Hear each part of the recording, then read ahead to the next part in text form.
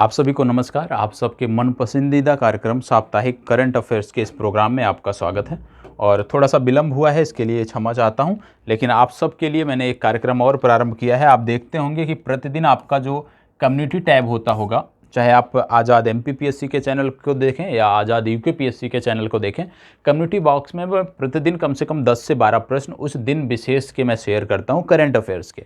वहां पर जाकर आपको प्रतिदिन उसको करना है, क्योंकि उन प्रश्नों का हम डिस्कशन अपने साप्ताहिक प्रोग्राम में नहीं करते। हम प्रयास करते हैं कि वहाँ पर जो प्रश्न रखे जाएँ वो वन लाइनर रखे जाएँ, और जो साप्ताहिक प्रोग्राम में आपके जो आपके प्रश्न होते हैं वो आपके काफ़ी अच्छे प्रश्न हो, जिनके बारे में डिटेलिंग की जा सके और अच्छे से आपको जानकारी मिल सके। तो इसी के क्रम में सबसे पहले हम टोक्यो पैरा ओलंपिक की बात कर रहे हैं, और हमारे जो पैरा खिलाड़ी हैं बहुत ही बेहतर कर रहे हैं। निश्चित रूप से हम सबको उनका उत्साहवर्धन करना चाहिए। और ओलंपिक में जब नॉर्मल ओलंपिक हुए थे, सामान्य ओलंपिक हुए थे, तो हम देख रहे थे कि विभिन्न सोशल मीडिया प्लेटफॉर्म पे उनकी तस्वीरें शेयर की जा रही थी। नेशनल मीडिया हो गया, या आप कह सकते हैं कि उस खिलाड़ी के राज्य विशेष की जो मीडिया हो गई उसको अच्छे से कवर करती थी। लेकिन पैरा खिलाड़ियों के संदर्भ में वो उत्साह देखने को नहीं मिल रहा है। तो हमें वो उत्साह जगाना है, इनको भी हमें ये महसूस कराना है कि आप भी हमारे अभिन्न अंग हैं। जैसे कि हम पैरा खिलाड़ियों के साथ कोई भी भेदभाव हमें नहीं दिखाना चाहिए। तो निश्चित रूप से जो भी खिलाड़ी हैं, आप सब, यदि आपने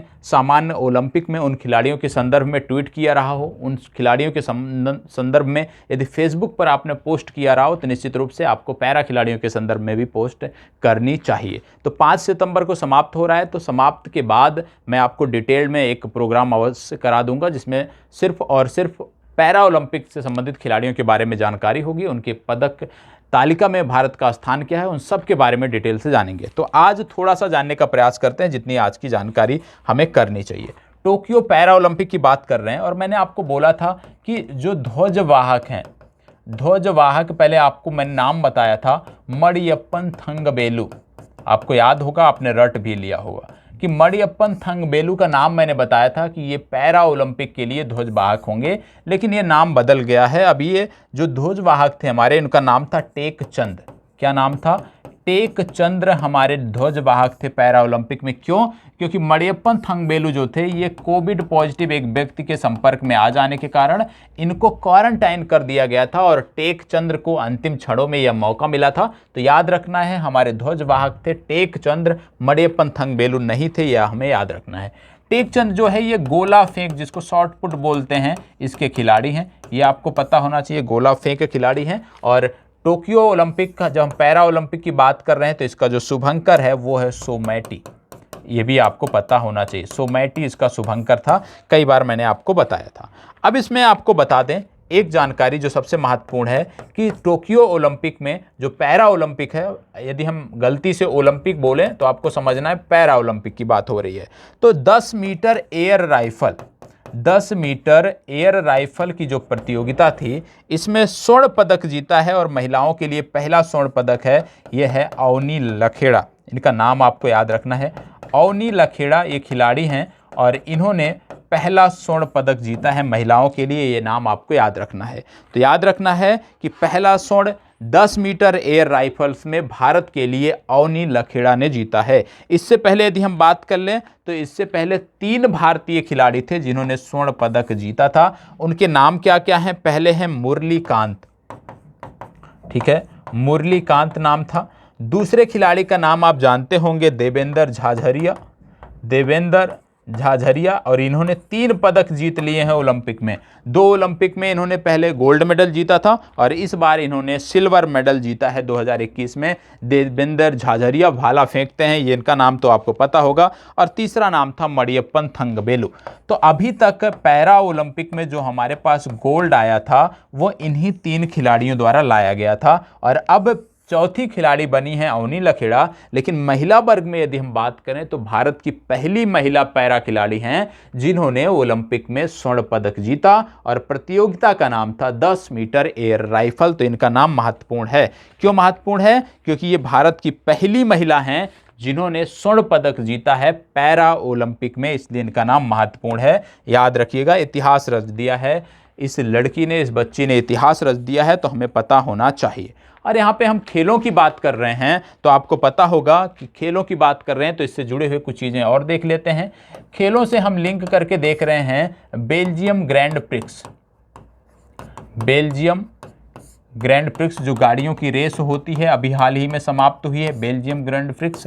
और किसने जीता है इसको, तो आपको बता दें इसको जीता है मैक्स वर्स्टप्पन ने। किसको जीता है, मैक्स वर्स्टप्पन ने। ये आपको नाम याद आना चाहिए, मैक्स वर्स्टप्पन किस टीम के खिलाड़ी हैं, तो रेड बुल के खिलाड़ी हैं, रेड बुल इनकी टीम का नाम है, ये आपको पता होना चाहिए। बेल्जियम ग्रैंड प्रिक्स किसने जीता, रेड बुल ने जीता। रेड बुल टीम के ड्राइवर कौन थे, मैक्स वर्स्टप्पन थे, ये आपको पता होना चाहिए। और यहीं पर जब हम खेलों की बात कर रहे हैं तो आपको पता होना चाहिए, अभी था 29 अगस्त की तिथि अभी बीती है। और 29 अगस्त जब हम खेलों की बात करते हैं तो महत्वपूर्ण है, क्यों, क्योंकि इस दिन मनाया जाता है राष्ट्रीय खेल दिवस।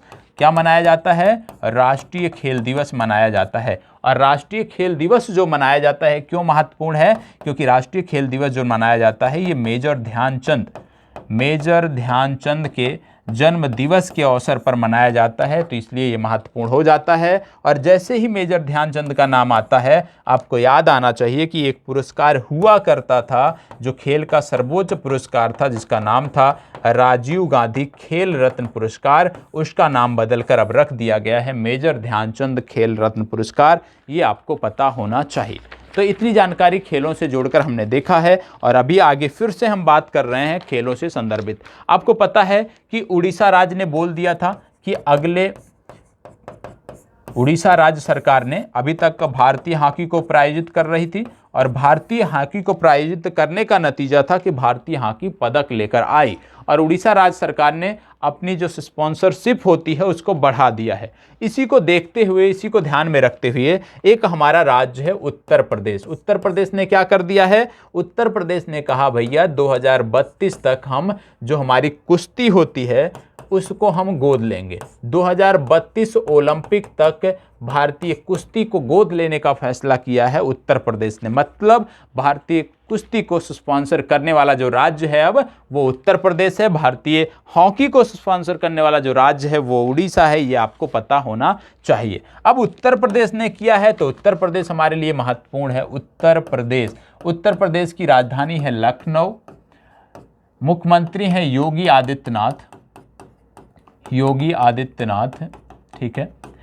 राज्यपाल की यदि हम बात करें तो राज्यपाल हैं आनंदीबेन पटेल, ठीक है। अब आनंदीबेन पटेल राज्यपाल हैं। उत्तर प्रदेश आपका राज्य है, लखनऊ राजधानी है, मुख्यमंत्री हैं योगी आदित्यनाथ। और आपको पता होगा जब बात हम लखनऊ की करते हैं तो तुरंत आपको याद आना चाहिए लखनऊ गोमती नदी के तट पर स्थित है। ये बेसिक जानकारी है जो आपको पता होना चाहिए, ठीक है। अब यहाँ पे योगी आदित्यनाथ की बात हो रही है तो आपको बता दें योगी आदित्यनाथ जो हैं, योगी आदित्यनाथ कहाँ से संबंधित हैं, ये संबंधित हैं गोरखपुर से, ठीक है। गोरखपुर में बाबा गोरखनाथ का मठ है जहाँ से ये रहते थे और गोरखपुर ही इनका संसदीय क्षेत्र था जहाँ से ये चुनकर संसद में जाते थे। तो गोरखपुर हमारे लिए महत्वपूर्ण हो गया। अब गोरखपुर की जब हम बात करते हैं तो आपको पता होना चाहिए उत्तर प्रदेश का पहला आयुष विश्वविद्यालय जो है गोरखपुर में बन रहा है। शहीद अशफाक उल्लाह खां के नाम पर चिड़ियाघर उत्तर प्रदेश में बन रहा है और उत्तर प्रदेश का तीसरा चिड़ियाघर होगा। कहाँ पे बन रहा है, गोरखपुर में बन रहा है। इसके साथ साथ आप जानते हैं चौरी चौरा की जो घटना हुई थी इतिहास में, चौरी चौरा कब हुई थी, 1922 में हुई थी, 4 फरवरी को हुई थी। 4 फरवरी 1922 को जो चौरी चौरा घटना हुई थी जिसमें एक पुलिस थाने को, पुलिस चौकी को जला दिया गया था, ये कब हुआ था, ये हुआ था असहयोग आंदोलन के समय हुआ था। और इसी के बाद से, चौरी चौरा घटना के बाद से ही असहयोग आंदोलन को स्थगित कर दिया गया था। ये आपको पता होना चाहिए। तो जहां से आप जोड़ सको, इतिहास से जोड़ सको, स्थान को इतिहास से जोड़ो, भूगोल से जोड़ सको, भूगोल से जोड़ो, राज व्यवस्था से जोड़ सको, राज व्यवस्था से, जिससे भी आप जोड़ सकते हो जोड़ो। लिंक करके पढ़ोगे तो चीजें बेहतर होंगी, ठीक है। इसके बाद आपको बता दें बाबा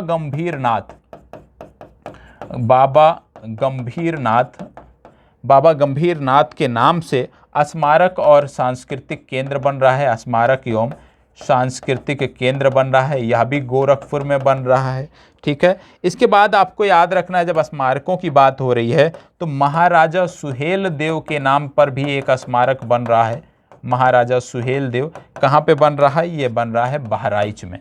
ठीक है, तो हमें पता होना चाहिए उत्तर प्रदेश का पहला आयुष विश्वविद्यालय गोरखपुर में, शहीद अशफाकुल्ला खां के नाम से चिड़ियाघर गोरखपुर में, चौरी चौरा की घटना हमने देख लिया 4 फरवरी 1922 की, जब असहयोग आंदोलन को स्थगित किया गया, बाबा गंभीर नाथ स्मारक एवं आप कह सकते हैं सांस्कृतिक केंद्र ये बन रहा है गोरखपुर में, और हमने देखा कि महाराजा सुहेल देव के नाम पर भी एक स्मारक और सांस्कृतिक केंद्र बन रहा है, जो बन रहा है बहराइच में। इसी तरह से अभी जब हमारे राष्ट्रपति परौंख, इनका जो गांव था भारतीय राष्ट्रपति का, जब ये गए थे, कानपुर के अंतर्गत आता है, तो इन्होंने लखनऊ में भी डॉक्टर भीमराव अंबेडकर के नाम पर एक सांस्कृतिक केंद्र और स्मारक का उद्घाटन किया था। तो कहाँ पे बनेगा? लखनऊ में बनेगा, वो भी हमें याद रखना है। ठीक है, इसके बाद आप देख रहे होंगे उत्तर प्रदेश। उत्तर प्रदेश की राजधानी है लखनऊ, और मैंने आपको बताया कि भीमराव अंबेडकर के नाम पे जो स्मारक और सांस्कृतिक केंद्र बन रहा है, ये आपको बन रहा है लखनऊ में। याद रखिएगा, भीमराव अंबेडकर की जब आपकी बात करती है तो इनका जो निर्माण स्थल था उसको बोलते हैं चैत्य भूमि।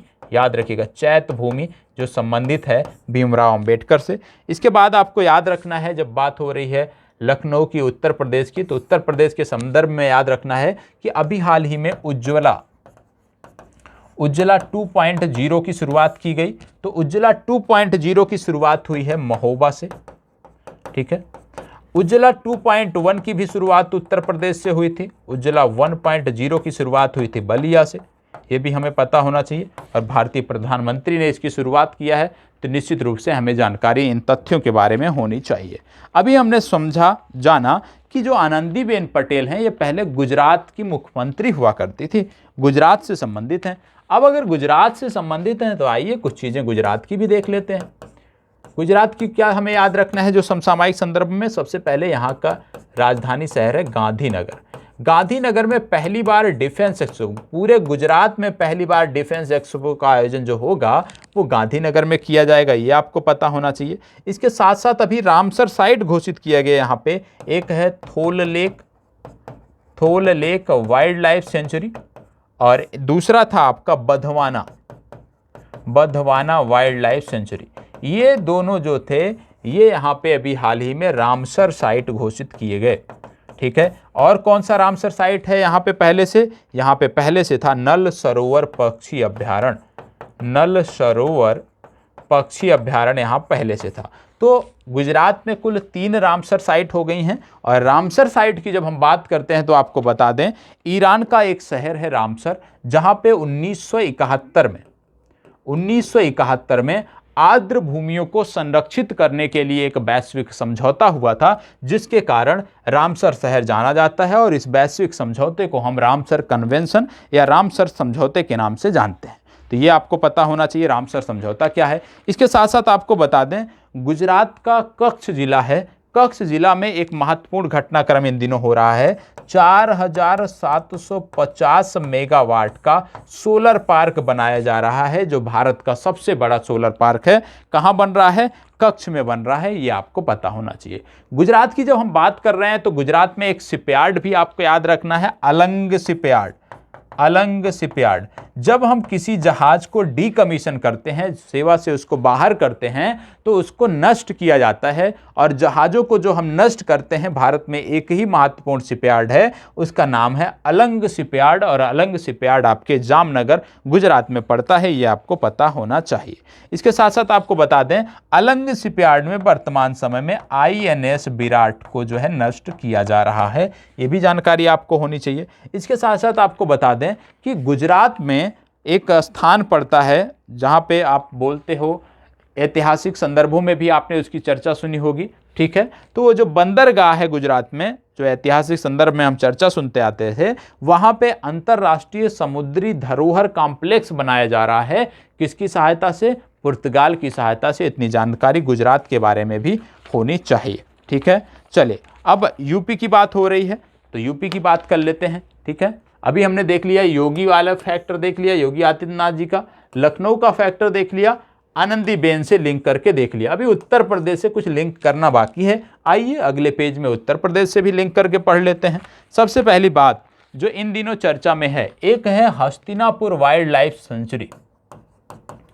हस्तिनापुर वाइल्ड लाइफ सेंचुरी, ये चर्चा में है इस सप्ताह में। क्यों चर्चा में है Hastinapur wild life sanctuary?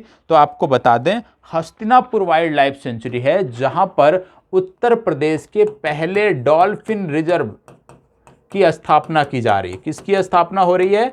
Dolphin reserve की स्थापना हो रही है उत्तर प्रदेश के पहले। कहां पर? हस्तिनापुर वाइल्ड लाइफ सेंचुरी में। और हस्तिनापुर वाइल्ड लाइफ सेंचुरी है कहां पे? ये है मेरठ में। ठीक है, मेरठ में स्थित हस्तिनापुर वाइल्ड लाइफ सेंचुरी में डॉल्फिन रिजर्व की स्थापना की जा रही है। डॉल्फिन की जब बात करते हैं तो भारत में 3 तरह की डॉल्फिन पाई जाती हैं। आपको पता होना चाहिए कि भाई जो यूपी में डॉल्फिन रिजर्व बन रहा है इसमें कौन सी डॉल्फिन को हम संरक्षित करेंगे? तो 3 डॉल्फिन होती हैं। एक होती है गंगेटिक डॉल्फिन, ठीक है, एक होती है सिंधु नदी डॉल्फिन और एक होती है इरावदी डॉल्फिन। ये 3 डॉल्फिन हैं जो भारत में पाई जाती हैं। अब यहाँ पे किस डॉल्फिन को संरक्षित किया जा रहा है? तो आपको बता दें, यहाँ पे गैंगेटिक डॉल्फिन को संरक्षित किया जा रहा है। गैंगेटिक डॉल्फिन को और कहाँ पे भारत में संरक्षित किया जाता है? तो आपको बता दें, गैंगेटिक डॉल्फिन से संबंधित विक्रमशिला गैंगेटिक डॉल्फिन सेंचुरी, क्या नाम है? विक्रमशिला गैंगेटिक डॉल्फिन सेंचुरी, ये आपके है भागलपुर में। और भागलपुर कहाँ पे है? भागलपुर है बिहार में। ठीक है, और आपको यह भी याद रखना है कि बिहार में है पटना यूनिवर्सिटी और पटना विश्वविद्यालय के कैंपस में डॉल्फिन रिसर्च सेंटर, भारत के पहले डॉल्फिन रिसर्च सेंटर की भी स्थापना की गई है। ये भी आपको पता होना चाहिए। कहाँ पे की गई है भैया? पटना विश्वविद्यालय पहुंचना है, यहाँ पे है आपका डॉल्फिन रिसर्च सेंटर और भारत का पहला डॉल्फिन रिसर्च सेंटर ये आपका है। ठीक है, ये तो बात हो गई गैंगेटिक डॉल्फिन की। ठीक है, अब हम बात कर लेते हैं सिंधु नदी डॉल्फिन की, क्योंकि थोड़ा सा फैक्ट है। सिंधु नदी डॉल्फिन जो है ये विशेषकर पंजाब राज्य का जलीय जीव है। पंजाब राज्य सरकार ने इसको जलीय जीव घोषित किया है और ये ब्यास नदी में पाई जाती है। ठीक है, ब्यास नदी में पाई जाती है, पंजाब राज्य सरकार ने जलीय जीव घोषित किया है। अब बात आती है इरावदी। इरावदी डॉल्फिन की यदि हम बात करें तो ये आपको विशेषकर उड़ीसा में देखने को मिलती है। ठीक है, उड़ीसा में चिल्का लेक आपको देखने को मिलता है। चिल्का लेक में ये देखने को मिलती है। चिल्का लेक के साथ साथ यहाँ पे एक राष्ट्रीय उद्यान है जहाँ पर ये आपको देखने को मिल जाएगी। उस राष्ट्रीय उद्यान का नाम है भीतरकनिका राष्ट्रीय उद्यान, क्योंकि ये समुद्र से लगा हुआ है। भीतरकनिका राष्ट्रीय उद्यान। तो भीतरकनिका राष्ट्रीय उद्यान विशेषकर चिल्का लेक में आपको इरावदी डॉल्फिन देखने को मिल जाएगी।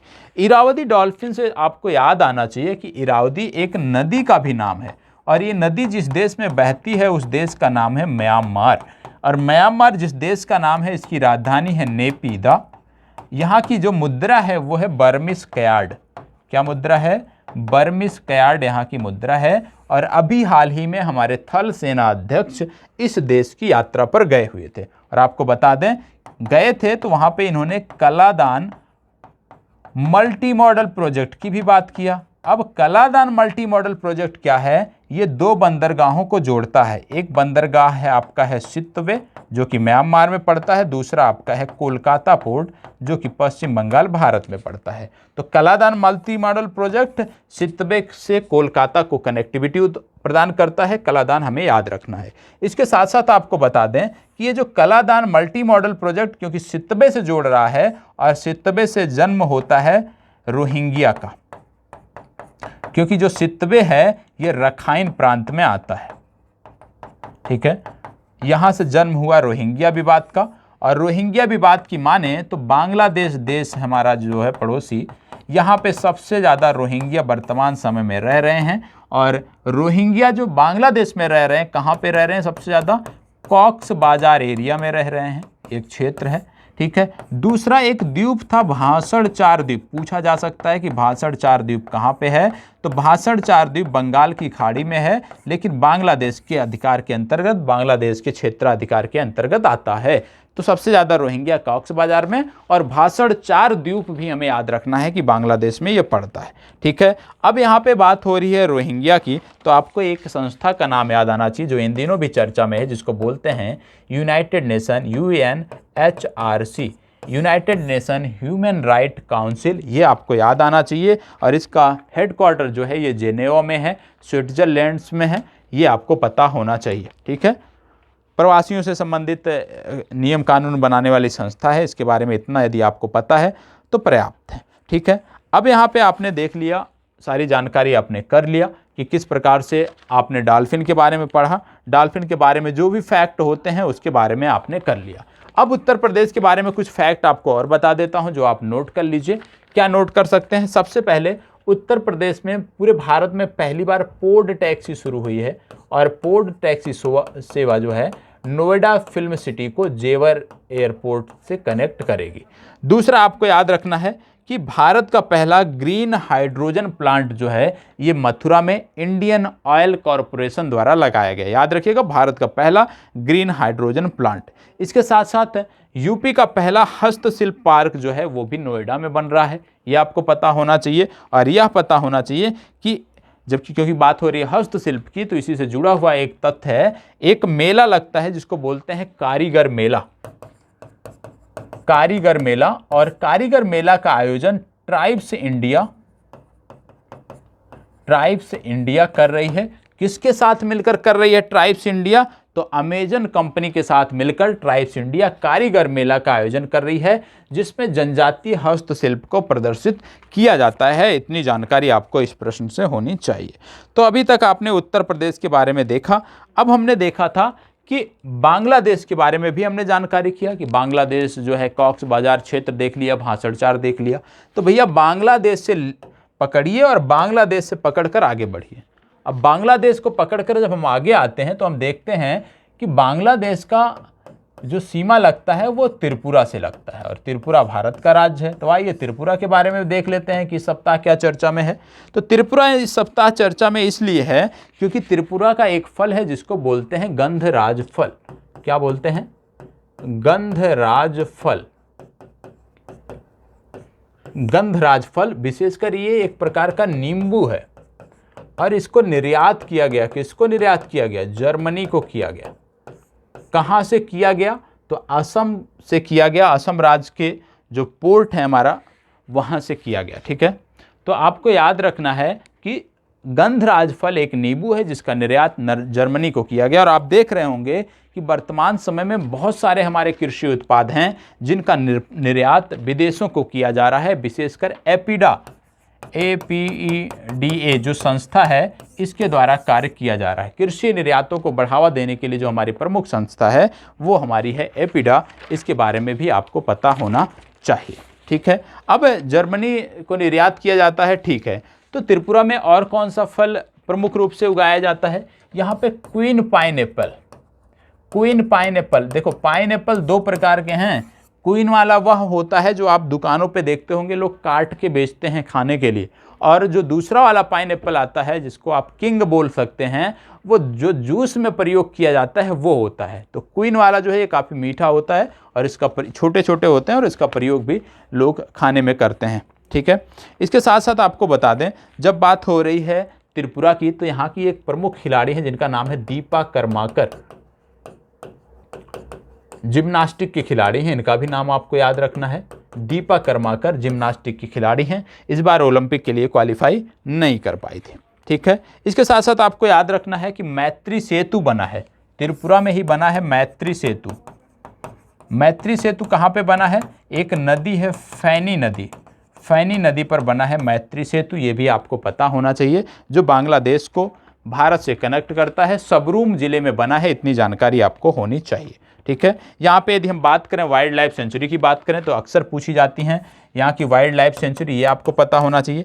पहला आता है पहले राष्ट्रीय उद्यान देख लेते हैं, तो आता है क्लाउडेड लेपर्ड राष्ट्रीय उद्यान।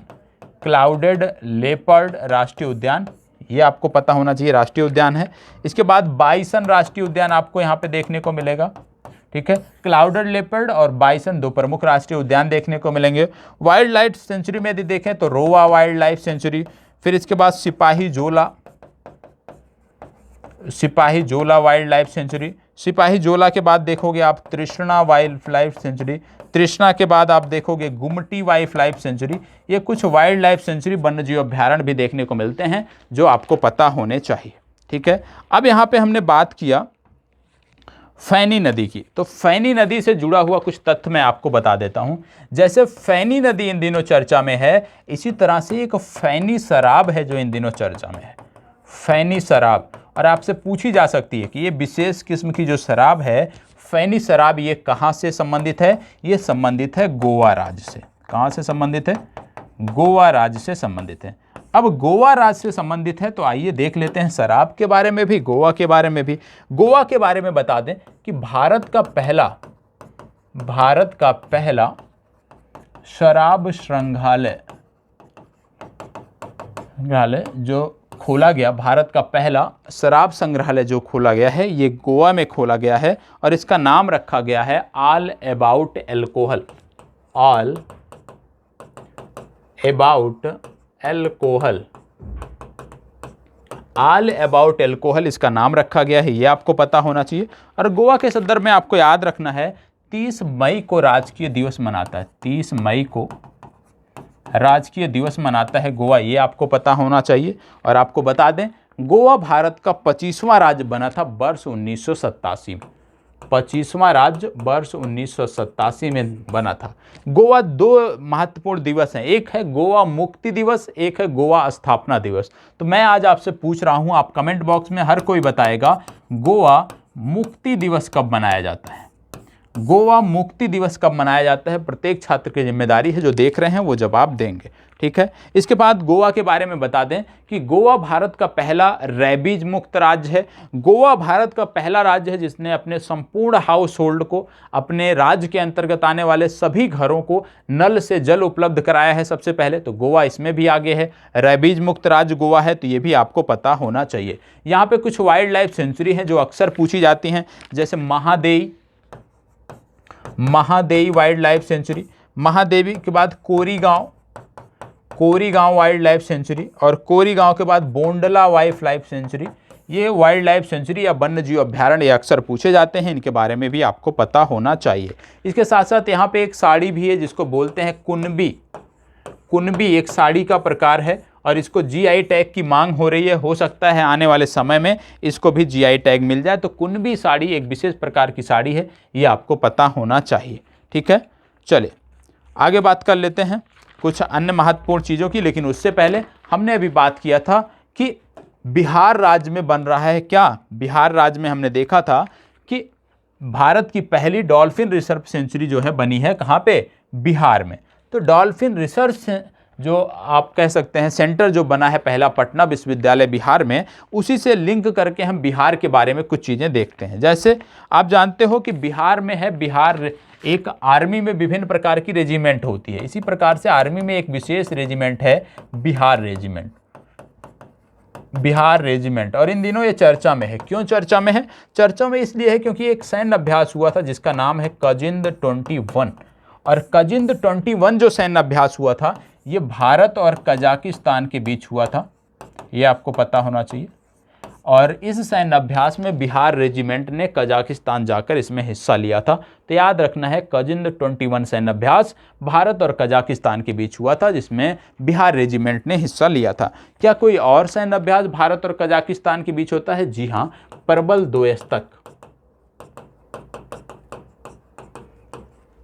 दोस्तक नामक सैन्य अभ्यास भारत और कजाकिस्तान के बीच होता है, यह आपको पता होना चाहिए, ठीक है। चलिए आगे बढ़ते हैं। अगला जो हमारा टॉपिक है वो आता है नौका दौड़ से, जिसका नाम है बल्लम काली। बल्लम काली क्या है? उम्मीद करता हूं कि आनंद आ रहा होगा करंट अफेयर्स पढ़ने में, और अपना यही तरीका है। जो लोग पहली बार देख रहे हैं उनको शायद थोड़ा सा ऑड लगे, जो लोग बार बार देखते हैं, लगातार 1 साल से 1.5 सालों से बने हुए हैं, उनको तो मज़ा आता है, उनके बारे में तो पता है। तो जो लोग नए देख रहे हैं प्लीज़ आप बताइएगा कैसा लगा, अच्छा लगा है तो भी, नहीं अच्छा लगा है तो कमियों को अवश्य बताइएगा, ठीक है। चलिए, बल्लम काली एक नौका दौड़ होती है और ये नौका दौड़ अभी हाल ही में केरल में हुई है, ठीक है। तो याद रखिएगा बल्लम काली नामक नौका दौड़ केरल से संबंधित है। अब केरल की बात हो रही है तो केरल में आपको याद रखना है कि एक बीच पड़ता है जिसको बोलते हैं कप्पड़ बीच, जिसको ब्लू फ्लैग सर्टिफिकेट मिला था, ये भी जानकारी आपको होनी चाहिए। और आपको केरल के बारे में कुछ जानकारी आपको बोल देते हैं। जैसे भारत का पहला जो जेंडर पार्क है वो कोझीकोड में बना है। भारत का पहला जेंडर पार्क कोझीकोड में, ठीक है। इसके साथ साथ शैक्षिक अधिकारिता कोष जो बनाया है केरल ने बनाया है, और शैक्षिक अधिकारिता कोष का जो उद्देश्य है वो गरीब बच्चों को डिजिटल डिवाइस देना। तो भारत का पहला राज्य है जिसने शैक्षिक अधिकारिता कोष बनाया है, और उस शैक्षिक अधिकारिता कोष का उद्देश्य है कि जो गरीब बच्चे हैं उनको डिजिटल डिवाइस मुहैया कराना, जिससे वो अच्छे से पढ़ाई कर सकें। इसके साथ साथ केरल में एक प्रोजेक्ट चल रहा है जिसको बोलते हैं silver line project, silver line project. और सिल्वर लाइन जो प्रोजेक्ट है इसका उद्देश्य है उत्तरी केरल को दक्षिणी केरल से जोड़ना, और इसको हाइब्रिड रेल नेटवर्क के माध्यम से जोड़ा जाएगा, ये आपको पता होना चाहिए। इसके बाद एक केरल से संबंधित एक नाम आता है सागरिका, ये आपको याद रखना है, महत्वपूर्ण है। सागरिका क्या है? सागरिका जो है ये भारत का पहला अंतर्राष्ट्रीय क्रूज टर्मिनल है जो कि कोझीकोड में बनाया गया है।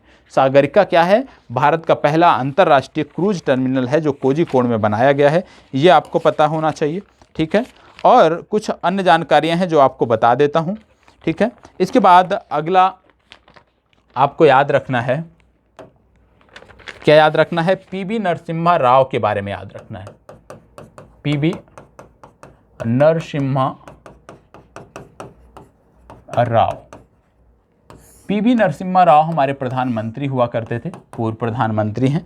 इनका गृह जनपद पड़ता है करीमनगर। कहाँ पे पड़ता है? करीमनगर। और करीमनगर कहाँ पे पड़ता है? तेलंगाना में पड़ता है, ठीक है। करीमनगर में जो इनका गांव पड़ता है वो नाम है बंगारा गांव, ठीक है, बंगारा गांव। तो करीमनगर में जो पीवी नरसिम्हा राव का पुश्तैनी मकान है उसको अब एक संग्रहालय का दर्जा दिया गया है, एक संग्रहालय के रूप में उसको विकसित किया जाएगा, इसलिए आपको पता होना चाहिए। प्रश्न ऐसे पूछा जा सकता है किस भारतीय प्रधानमंत्री के पुश्तैनी घर को संग्रहालय का दर्जा दिया गया, संग्रहालय के रूप में परिवर्तित किया गया? तो आपको याद रखना है पीवी नरसिम्हा राव। तेलंगाना, मैंने आपको बताया कि तेलंगाना राज्य में है करीमनगर जिला, और वहाँ पे एक गांव है बंगारा गांव जहाँ पे पड़ता है। तेलंगाना की बात करें तो तेलंगाना के बारे में आपको पता होना चाहिए। पिछले दिनों रामप्पा मंदिर है जिसको बोलते हैं काकतीय रुद्रेश्वर मंदिर, ये आपको पता होना चाहिए। वर्ल्ड हेरिटेज नेटवर्क में इसको शामिल किया गया था, आपने सुना होगा, ठीक है। और इसके साथ साथ आपने देखा होगा एक प्रोजेक्ट है मेडिसिन फ्रॉम स्काई, जहाँ पे फ्लिपकार्ट की मदद से तेलंगाना दवाइयों की होम डिलीवरी करा रहा है ड्रोन के माध्यम से। और आपको याद रखना है नागोवा जात्रा और बतुकम्मा, ये प्रमुख त्यौहार हैं जो तेलंगाना से संदर्भित हैं, ठीक है। इसके साथ साथ चलते चलते एक फैक्ट आपको और बता देता हूं कि अभी तक हम नेपाल में, यदि हमें नेपाल में पैसे भेजने होते थे तो अभी तक एक नागरिक के रूप में जब हम पैसे भेजते थे तो अधिकतर 50,000 रुपये हम नेपाल में भेज सकते थे, लेकिन अब इसकी लिमिट बढ़ा दी गई है। आप एक बार में नेपाल को 2 लाख रुपये तक भेज सकते हैं, ये भी आपको पता होना चाहिए। तो आज की जो चर्चा है उसकी यहीं पर समाप्ति होती है। उम्मीद करता हूँ अच्छा लगा होगा। थोड़े से कम फैक्ट थे, ठीक है, और जो फैक्ट थे क्योंकि लगातार 3 से 4 दिन से मैं आपको करंट अफेयर्स उपलब्ध करा रहा हूँ आपके कम्युनिटी टैब में, तो वहाँ से जाकर आप चीज़ों को देख सकते हैं। तो यहीं पर अपनी चर्चा को विराम देते हैं। धन्यवाद।